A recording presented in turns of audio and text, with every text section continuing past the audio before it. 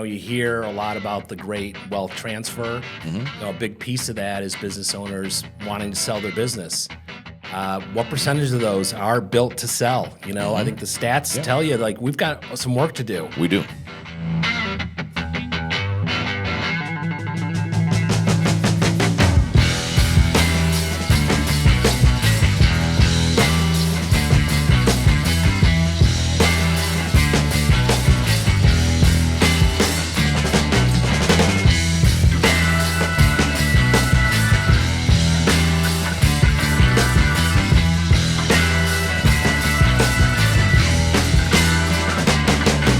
Hey, everybody, welcome back to the Exit Is Now podcast with me, your host, Scott Snider, back on another great episode with my buddy Jeff. Came in from Chicago, so just like a quick little flight over this morning to hang out with me and Team EPI. Some of you in the EPI community certainly know Jeff, or at least the brand that he's associated with, Cultivate Advisors. He's also, if you're in Chicago, he's on our Chicago chapter leadership team. So certainly I would say almost maybe a name brand here in EPI. And you might have seen Jeff as a part of something even more significant to the EPI community this year, our drivevalue.com campaign, which, if you haven't seen, is really all about taking the message that we know as certified exit planning advisors and advisors in this space, the language of the value acceleration methodology, and taking it to business owners through our Drive Value awareness platform and campaign. So welcome to the show. I think this is your first show. Some of your counterparts have been here. It is, yeah. Some of the teammates have been here. Yeah. Thank you so much, Scott. It's awesome to finally be in the Mecca, right? Yeah, you're here, man. You're here at EPI. So there's all kinds of stuff that we can talk about. I always love hanging out with the Cultivate Advisors guys because all of you guys are kind of like me. You guys are all business owners, exit owners, current owners, and something unique that we'll kind of talk to a part of your organization. But let's start at the top, and maybe we'll get, as we go through the next 30 or 40 minutes together and tee this up for the audiences, we'll get a little deeper. But for me at the top, one of the things that you and I jive on, and a few weeks ago we had a call where we were talking about this, is 2 years ago now, and we're in EPI's 20th anniversary, right? So maybe congratulations on that. Thank you. So maybe go all the way back, because I've gotten this question quite a bit, where people in our 20th anniversary celebration throughout the year have said, okay, Pete and Rich, the founders of EPI, brought the three-legged stool concept, right? The alignment of business, personal, and financial goals. And then your dad came in, became a SEPA, and brought process and methodology. So how do we actually take those concepts and go out and apply? And we've been cruising since that methodology has been out there, right? The profession has grown quite a bit. More certified exit planning advisors, more owners aware and potentially even more ready than they ever been before. They've been saying, Scott, what is your team's legacy? And I'm a little different. I'm different than my dad, and I'm different from Pete and Rich in that I didn't kind of grow up as an advisor to business owners. I am an owner. So I need Pete, Rich, and my dad and folks like the Cultivate guys to help me manage my own exit and value acceleration journey. And we've changed from this journey of changing your outcome to a business from a business owner to leaving or to building a company that is significant. And something that you've really have joined me on, I think. Yeah. This notion to say, look, I think many owners, when they're asked if their business is successful, they say yes. But what that doesn't necessarily translate to is having something of significance. And that's a business that's ready and attractive, that's highly valuable, that's transferable really at any time, and that is aligned to a business owner's business, personal, and financial goals. And so since you're a fellow believer in that, I thought it would be a great place for us to start our time together on the show. Tell me about why you're passionate about it. What does that mean to you when you heard me talk about that a couple of years ago? Yeah. How have you guys embraced that? Well, I think it's a couple things. Yeah. It's, you look at I think that's where we're at right now. You hear a lot about the great wealth transfer. A big piece of that is business owners wanting to sell their business. What percentage of those are built to sell? I think the stats tell you, like, we've got some work to do. We do. And that's the opportunity here, right? With everybody in the SEPA community, this is the opportunity to really help Sherpa companies from, successful to significant. And so the big piece is the opportunity. Like, I think that that's something we can all align on and work towards to create better outcomes for business owners, but also all the advisory professionals that serve them, because a whole lot opens up when you're marching from successful to significant. I would totally agree. I think that I always say that for me, it's like your whole mentality really switches from kind of year-over-year successful growth to long-term significance. And when you start talking about bringing in different advisors along the way, think about how impactful and how wide of a net that is, right? If you're really going to go from, I have a really clean balance sheet and a strong P&L, to now I have something that's ready, transferable, and is aligned to my business, personal, and financial goals, it's a pretty big undertaking, I think. Yeah, for it's a business big owners. lift. It's a team-based lift. sport. That's why exit planning is a team-based sport. But the outcome is, the potential is huge. All because when you're marching to significance, it's a force multiplier. Not only for all the advisory partners that serve business owners, but also the business owner themselves. It's a false force multiplier to their net worth, but also their families, their legacy, their employees, their supplier. At Cultivate, we believe the world's a better place because of entrepreneurship. And so this is the backbone that we're of America's economy that we're really working to support. And I make love better. that you share that passion too, because when I get down that trail of backbone of society and like a huge part of who we are as a country. Some people are like, okay, Scott, you're really going down the hole here. But I think it's true. I really do feel that the work that you guys do, the work that the overall SEPA community does is more than just benefiting the business owner. It really benefits our society. Yeah. And it goes much deeper than that. So it does. I think we could get on a bunny hole thing because I feel like we all collectively in the SEPA community are arming David to fight Goliath.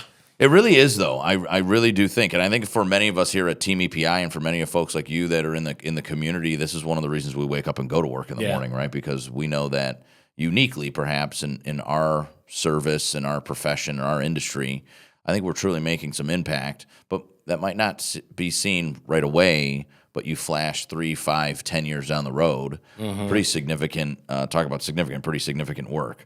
So, and I always say, once you start talking to an owner about significance, they're like, oh, yeah, that's what I'm actually after that, right? Whether it's an internal transition to my son or daughter, like I want them to be successful and carry the torch, or it's a external sale where I can harvest some value of the company. They're like, yeah, that's what I'm after. Like, yeah, it's just not about the year-over-year success. It is about long-term significance. So why don't you think owners do it, though? Well, I was there. Yeah, I mean, I'm a poster child of all the things that business owners struggle with and had blind spots around, and I was no exception. I had no clue what my business was worth, the enterprise value, until the day the turkey timer went off, as I like to say, and it was time to punch out and sell the business. And I was able to successfully sell it to a competitor, but I left money on the table For sure. because I wasn't educated around enterprise value, the levers that drive enterprise value. So it's the way I look at it, Scott, is it's almost like we don't spend a lot of time thinking about like the day we're going to exit our body. No, of course. We really don't, though. Yeah. No, you don't. And so it's kind of the same thing. Like business owners don't spend a lot of time thinking about the exit piece. I think it's getting better. Like I actually think the younger generation has the end in mind. But I'm Gen X, boomers. I think we've struggled to connect the end game to like the present. Yeah, I mean, generational, we can go have a whole show on generations. Yeah. I think it's actually one of the most fascinating things. And I don't think it's for better or for worse. It just kind of is. It is, so for us as people that advise business owners, it's knowing who you are so that we know your pain points and struggles and desires so that we can help better coach you along that journey. But you're right. I think what we're seeing, it's such a cool time, I think, in our profession and in this business transition space in our economy or country, Because you have baby boomers that are traditionally going to hold their companies for a long time, right? There's like 30 or 40 years, then I'll sell. Right. Whereas folks in your generation are saying, I think I might want to sell like every 10 or 15 years. So by the time they're traditional retirement age, 62, 65, they might be in their third or fourth exit. So a lot differently. And I'm like in the cusp, right? I'm in the cusp between, I'm certainly millennial into the Gen X. I'm oldest of the millennials. But as an older, as I think we're still trying to figure out the millennial generation here as business owners, at least. I think for us and for me as a millennial business owner, the stuff that we talk about in the EPI community really grounds us. I think we're people that earn to spend. So personal financial planning is big for us. Yeah. And we are very ambitious, but not very framed. So the value acceleration methodology kind of takes these big 3-year visions, makes 1-year strategies and 90-day goals. And so I think that it'll be a really cool 3 to 10 years for us if we can do it right, because business owners will take in what we're teaching them and truly, I think, have an opportunity to truly live it out and see benefit. Maybe more so people 60 and under than 60 and over, but or 61 and over. But nonetheless, I think a super interesting time to take mindset from success to significance. You talked earlier about exit planning being a team sport. I think it's one of the things that actually is somewhat overwhelming both for advisor and owner sometimes, because when you start changing success to significance, income to value, business planning to holistic business, personal, financial planning, the team of advisors becomes quite large. So for you guys at Cultivate, like, what does that look like for you guys, right? You have CEPAs at your firm, Certified Exit Planning Advisors at your firm, but there is a lane that you like to run in. So can you talk about your role in what I always say, the exit planning ecosystem? Yeah. Well, we're value advisors, and we stay in the lane of business optimization, but we partner with a lot of financial advisors. Okay. A lot of financial advisors, and they're coming to us at different stages in their kind of the CEPA methodology. And so a lot of the time we're helping them actually, create the triggering events, doing the business health and value score, building that prioritized action plan. We don't do it. We do it for free for any business that's over $1 million. So, that's kind of a great value add and a way that a financial advisor can go deeper with their business owner. So, when we're working as a team-based sport, we look for the financial advisor to be the quarterback. Okay. But a lot of times we're the quarterback coach. Okay, yeah. And even Tom Brady, Brady needed a quarterback coach, right? Yeah. Like even Tom Brady had one.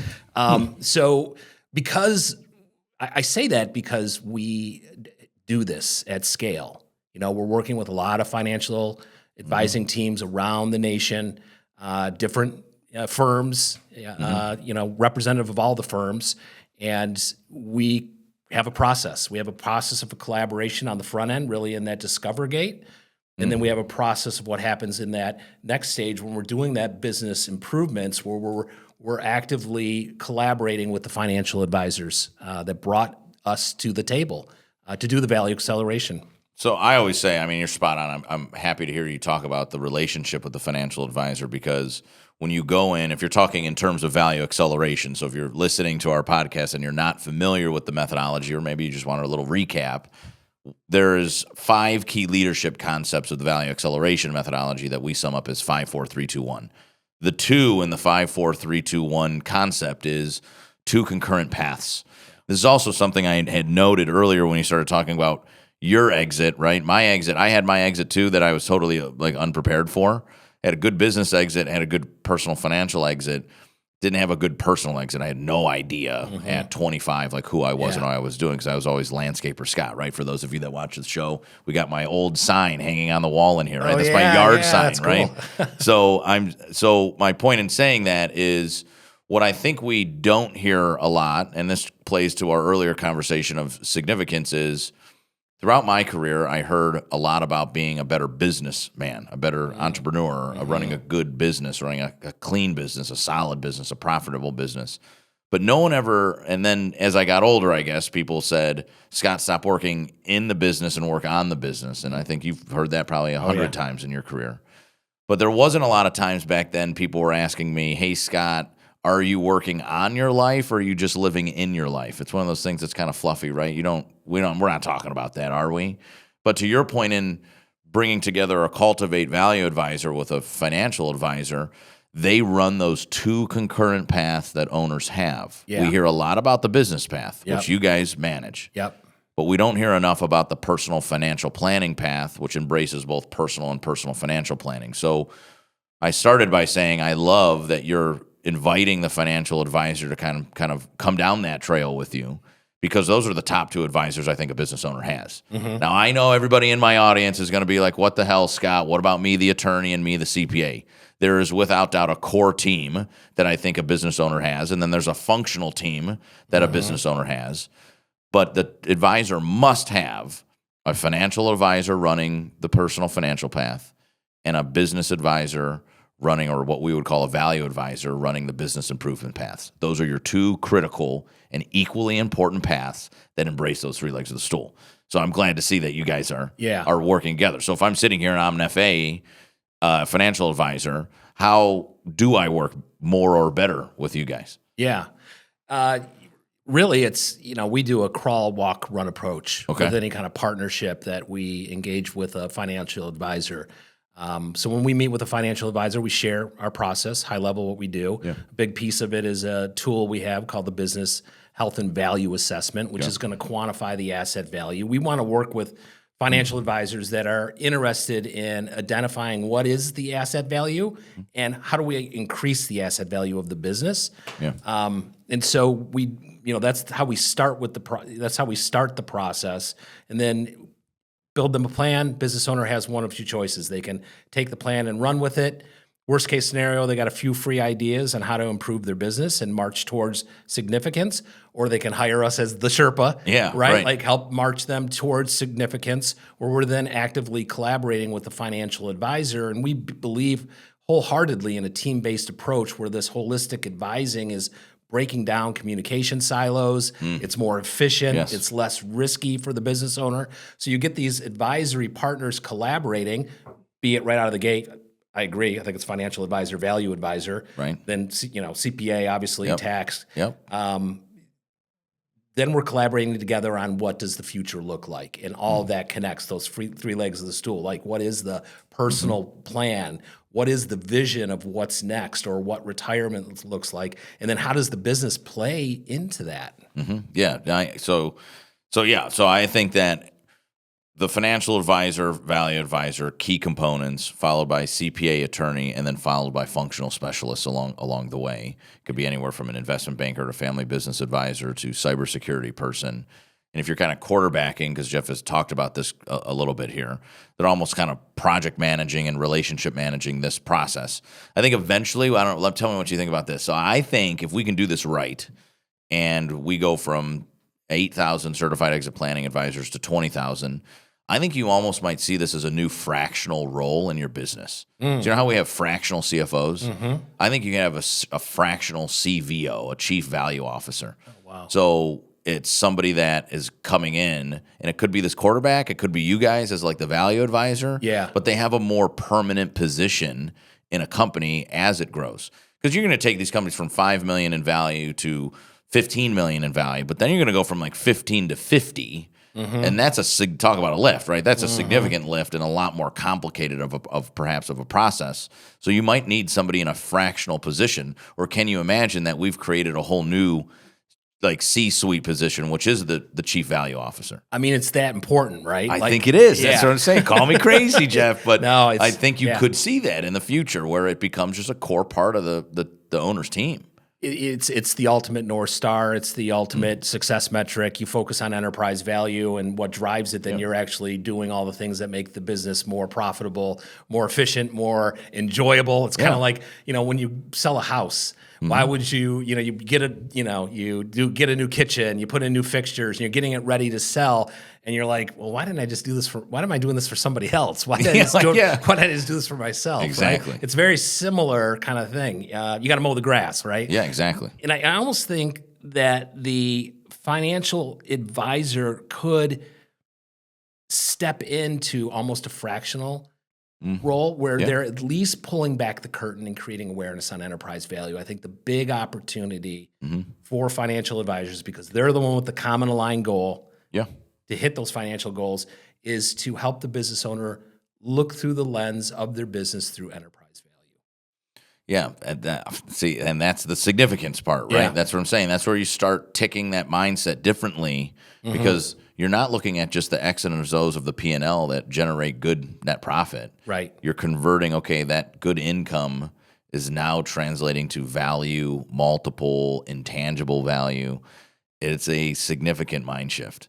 So I want to get into talking about you as an owner. I think that's unique for the Cultivate brand. I think it's always cool to have an owner sitting next to me because I work mostly with professional advisors. So having an owner that we can jive with a little bit that understands our methodology is critical as well. But we're going to do that right after a quick break. All right. So sounds good. We're going to take a quick break. We'll be right back. Hi there. My name is Casey Clark. I'm the CEO and co-founder of Cultivate Advisors. We love working alongside wealth managers to help increase the enterprise value of the companies you work with, helping them speed up liquidity events, growing their profitability, ultimately helping you attract and retain more business owners. So we start by giving you a free online assessment tool. Now, this is a tool that only takes about 10 to 15 minutes for each of the companies you work with to take. After they take it, it's going to help kick out a 25-page customized report. It's going to help them understand what's the value of their company currently. Additionally, it's going to help break down the 24 value drivers that make up the health of the business. And that will together show the gap required if they were to solve those things that could help increase their enterprise value and help them become more educated. Now, as a partner of yours, we're going to match them with a past entrepreneur that's been extremely successful to sit down for several hours at no cost. And what we're going to do is we're going to help them think through the enterprise value of where they want to go, what the timeline of potential exit might be, and we're going to work it all the way back into what are the different growth rates required. How does the health score need to move and at what rate? We're even going to get into the problem solving of goals and road mapping of what the growth will look like as they continue forward in the organization. This is super, super impactful. How do business owners know what they don't know? Well, it's called getting third-party perspective, and we're here to offer that alongside you as their wealth manager. Are you a business owner seeking to unlock the true potential of your enterprise? Look no further than the second edition of Christopher Snider's revolutionary book, Walking to Destiny: 11 Actions an Owner Must Take to Rapidly Grow Value and Unlock Wealth. In this updated edition, Snider presents proven strategies for maximizing your company's value and accelerating growth. Whether you're aiming to sell or simply want to ensure long-term success, this book offers a blueprint for building a thriving, self-sustaining business. Walking to Destiny isn't just another book, it's a game changer, backed by Snider's own experience as a successful business owner and as a CPA. This book bridges the gap between business owners and advisors, guiding you towards financial freedom. But don't just take our word for it. Hear from those whose lives have been transformed by its insights. One satisfied reader raves, "The best guide for transitioning out of privately owned companies. I recommend it to all business owners and advisors." Another praises it on its focus for maximizing business value, calling it their, quote, principal tool for educating owners. Ready to take control of your business's destiny? Visit walkingtodestiny.com now and use code EXITISNOW to claim your free copy of Walking to Destiny: 11 Actions an Owner Must Take to Rapidly Grow Value and Unlock Wealth. Don't wait for the perfect moment. Make the moment perfect by seizing this opportunity today. Hey, everybody. Welcome back to the Exit is Now podcast, hanging out with my buddy Jeff from Cultivate Advisors. I want to transition the conversation now into you as a business owner and to what I always find one of maybe your unique elements at Cultivate is that I don't know if it's everybody or if it's most of people, but when an owner comes into work with a Cultivate Advisor, they're likely looking at a peer. They're looking at a active owner. They're looking at a retired or exited owner. That advisor that's helping you has likely sat in your seat. They sign, what's the old saying, right? They sign the front of the check. Yeah. And so I think that's meaningful for business owners is that they have a peer that is now like their coach and advisor. And you're the same, right? You're one of those guys that has built and owned and exited companies. So can you talk to me about why do you think that, from my perspective, obviously I think it's unique, but what kind of unique competitive edge does that give you guys knowing that you're a national group of exited owners? Well, there's definitely that feeling of been there, done that. Right? It's got to be. Yeah. I mean, we can identify with the sleepless nights kind of the emotional roller coaster, the life of a business owner, where, one moment you're on top of the world, the next, maybe 6 minutes later, you're like, why am I doing this? Yes, exactly. Totally, man. So it's like you've got that felt experience, that shared experience, and you have empathy. I think that's the biggest piece, is like you empathize. Yeah.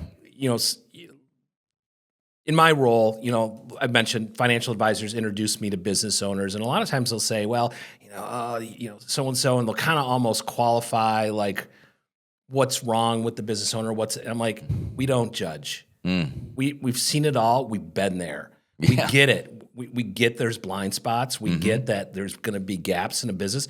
It's really hard. I think in the book, it's like all business owners are superheroes. Yeah, right. Yeah. But all superheroes have flaws. Exactly right. And it's just really hard to run a business and not have a gap or a blind spot somewhere. 100%. So I think that's the big advantage, is like we come from this place of like, we get you, and let's just identify like where the opportunity is in your business, and let's get to work on it. So I like that. Like, what a perfect segue, because one of the things in doing my research that I actually didn't know about you is this whole softer side of stuff in your business that when I mentioned it to my team and I started reading some of the stuff that you have written, that you speak to on this particular topic, is very timely, and it's owner's mental health. Yeah. And so it's the stresses of running the business. It's the poor communication. It's the uncertainty, I think, is one of the other obstacles that you talk to. Yeah. And for me, and I think it's talk about the difference perhaps between old school business and newer school business. It's just way more top of mind. It's like one of our big articles in our new magazine called The Annual Exit that's really all about those types of softer issues that business owners are dealing with that I think are more outspoken today. So I think they are spoken about more often than not. So can you talk to me about this concept of having a performance coach for all the mental stuff, not the coach that's helping drive improvements, not the CPA that's looking at my taxes, but for me as an owner who has 3 kids, a wife, a fast-growing business with a lot of stresses, and to your point, the superhero mentality you do. It's like I have 50 people here at EPI that are like family members, and if I'm failing, I feel like they're going to fail. Right. You've got this added shoulder responsibility. These obstacles. So you got the people that your team, right, that you care about. They're like your family. You care about them. You sometimes, stay awake at night hoping you're going to make payroll. Yeah. For me personally, like I didn't do a great job systematizing pieces of the business that elevated me out of, that owner over dependency that we hear so much about. Yeah. They called me, my service manager called me the Enigma machine, the World War II code cracking thing. And I used to think that was so cool. Like, oh yeah, what a cool nickname, the Enigma. I could crack any code, but all that meant was that I couldn't take a 3-day vacation. Right. Or longer than a 3-day vacation. I think there's many owners listening right now that feel that same way. Totally. I mean, it's just, it's a thing. It's a real thing. And so, I smash cut to me, being chronically stressed and, 23-year journey of just like, lifting my head up every day and just kind of going and slogging it out and just like not enjoying business ownership. Exactly. And so that took its toll on me. So it's a very real thing. I think where Cultivate comes in is, we are that systematizer where we're going to be there when you need somebody to talk to, right? That's not your employees. You can't always go to your employees and kind of tell them your darkest fears or your biggest concerns. So we come in as like that non-equity partner that's going to help systematize and help a business owner create a work-life balance, right? And a more successful business that is more significant in the long run. So all that is just kind of having somebody in your corner that's had that felt experience and is going to get you to the next level. And you're certified in this stuff, right? Don't you have a certification? I do, that's around this so I got. Type of, go ahead. Yeah, you did your research, Scott. I did. I'm I thought impressed. it was super fast. I'm always looking for, and if you've been a guest that's listening, right, I'm always looking for, I go deep though. I go like a Google page 12, right? But for you can just go to Google page 1 and see that there's a whole nother expertise that you have that, I didn't really know about when I first met you. Yeah, so when I got to the point where I was like, I would sweat out cortisol. Cortisol's like the stress hormone. And my wife is like, what is that smell? Really? Yeah, it smelled like ammonia. Yeah. It's so my really, God. Yeah, really bad. Oh my God. I can't believe I'm saying this. Yeah. This is what the show's for, right? It's to pull out these unique things.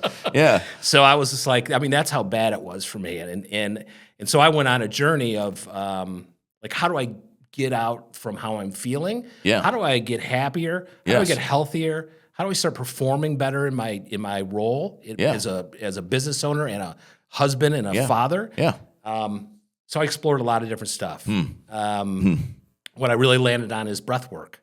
Where you're activating like your relaxation response. And so we could go down a whole. That's probably that's a whole show. Maybe podcast and horrors with Josh Koza. Right. Yeah, we'll get Josh talking to you about that. But you activate a whole thing that you can. Yeah, it's biofeedback. You clip it to your ear. You connect it to your iPhone. You can gamify it. You can gamify your techniques and score yourself. Yeah. So I started doing this, and I started getting happier and healthier and performing better. I started seeing much more clearly in my business. The stress went down.